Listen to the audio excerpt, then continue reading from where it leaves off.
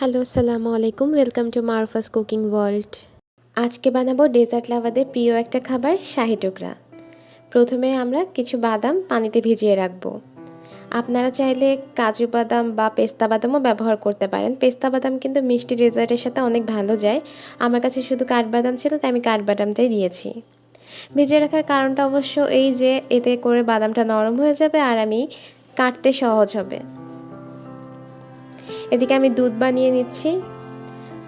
Powder দুধ দিয়ে বানাচ্ছি আমি। আপনারা চাইলে গরুর দুধটাও ব্যবহার করতে পারেন। 1 লিটার দুধকে 500 ml এর মতো করে ফেলতে হবে। দুধটা একটু জাল ওঠার পরেই আমি এখানে 2টা এলাচ দিয়ে নিচ্ছি। আপনাদের কাছে যদি এলাচের গুঁড়া থাকে তাহলে এলাচের গুঁড়াটা দেবেন। আমি এখানে 3 টেবিল চামচ চিনি দিয়ে নিয়েছি। চিনিটা আসলে টেস্ট অনুযায়ী আপনারা চাইলে একটু বাড়িয়ে কমিয়ে দিতে পারেন। হালকা 1 চিমটির মতো লবণ দিয়ে নিলাম। লবণটা দিলে আসলে চিনির ব্যালেন্সটা ঠিক মতো হয়ে যায়। এদিকে দুধটা জাল উঠতে থাকুক আর আমি অন্যদিকে অন্য কাজ করে আসি। আমি এখানে 7 পিস পাউরুটি নিয়ে নিব। এটা আপনারা কম বেশি করতেই পারেন। পাউরুটির চারপাশটা আমি কেটে নেব। আমি 3 কোনা করে নেব পাউরুটিটাকে। পাউরুটি আপনারা চাইলে যে কোনো শেপের কাটতে পারেন, এটা আপনাদের চয়েস। আমি এভাবে 3 কোনা করেই কেটে নিচ্ছি। কর্নারটাও কিন্তু আমি ফালাবো না, কর্নারটা দিয়েও আমার কাজ আছে। এটা আমি দুধে ভিজিয়ে রাখবো। এখানে বাদামটা আমি কুচি কুচি করে নিচ্ছি। বাদামটা কুচি কুচি করা হয়ে গেছে।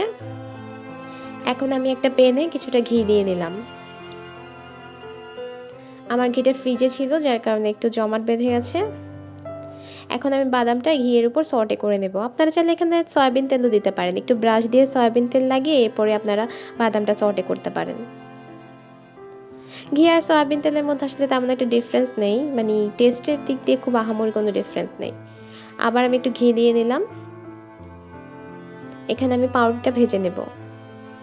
পাউরুটিটা অনেকে ডিপ ব্রাউন পছন্দ করে, অনেকে লাইট ব্রাউন, এটা আপনাদের চয়েস, আপনারা যতটুকু করতে চান। অনেকে বেশি ভাজা ভাজাই পছন্দ করে। বেশ কিছুটা ঘি আবার দিয়ে নিচ্ছি। এদিকে আমি পাউরুটির কর্নারগুলো দুধের মধ্যে ভিজিয়ে রেখেছি। মোটামুটি ভালোভাবে যখন দুধটাকে টেনে নেবে তখন আমি এটা ব্লেন্ড করে ফেলবো। এই যে দেখেন আমি ব্লেন্ড করে ফেলেছি। এদিকে আমার পাউরুটিটাও হয়ে গেছে। আবার কিছুটা দুধ নিয়ে এখানে আমি জাফরান দিয়ে দিচ্ছি। এটা আসলে দুধটাকে হলুদ করার জন্য দিচ্ছি। এদিকে অন্যদিকে আবার বেশ কিছুটা দুধ নিয়ে নিয়েছি আর এখানে একটু কনডেন্স মিল্ক মিক্স করছি। আসলে আমার দুধটা অত বেশি গাঢ় হয়নি, যার কারণে কনডেন্স মিল্কটা দেওয়া। এতে করে এই সুগারটাও একটু বেড়ে যাবে আর দুধটা গাঢ় হয়ে যাবে। পাউডারটা আমি হালকা করে করে ড্যাব করে নিচ্ছি। পুরোটা ডুবিয়ে রাখবেন না, এতে করে বেশ নরম হয়ে যাবে। আমি যেমনটা করছি ঠিক তেমনটাই করবেন। আমি কিন্তু এখান থেকে দুধ আলাদা করে করেই সব কাজটা করেছি, তাই আমার দুধটা একটু কমে গেছে। আমি আর একটু গাঢ় করার জন্য এখানে আরেকটু কনডেন্স মিল্ক দিয়ে দিয়েছি। এখন এখানে আমি কিন্তু সেই ব্লেন্ড করা মিক্সচারটা দেব। সাথে আমি সেই হলুদ হওয়া দুধটাও দেব, যেটা জাফরানের কারণে হয়েছে।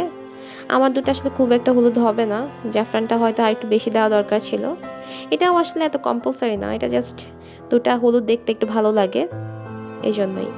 এখানে কিছুটা বাদামও দিয়ে নিয়েছি। ভালোভাবে নাড়াচাড়া করে দুধটা জাল দিতে থাকবো। ঘনত্বটা আসলে আপনাদের ইচ্ছা, আপনারা যতটুকু রাখতে চান।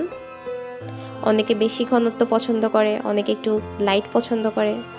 এখন আমি ডেকোরেশন করে নিচ্ছি। এখানে আমি খুব অল্প পরিমাণে দুধ দিচ্ছি, কিন্তু আসলে বেশি দুধের মধ্যে ড্যাপ করে খেতেই বেশি মজা। যদি রেসিপিটা ভালো লাগে লাইক করবেন, কমেন্ট করবেন, শেয়ার করে দেবেন আর বাসায় একবার অবশ্যই চেষ্টা করে দেখবেন। ভালো লাগবে আশা করি। ধন্যবাদ সবাইকে।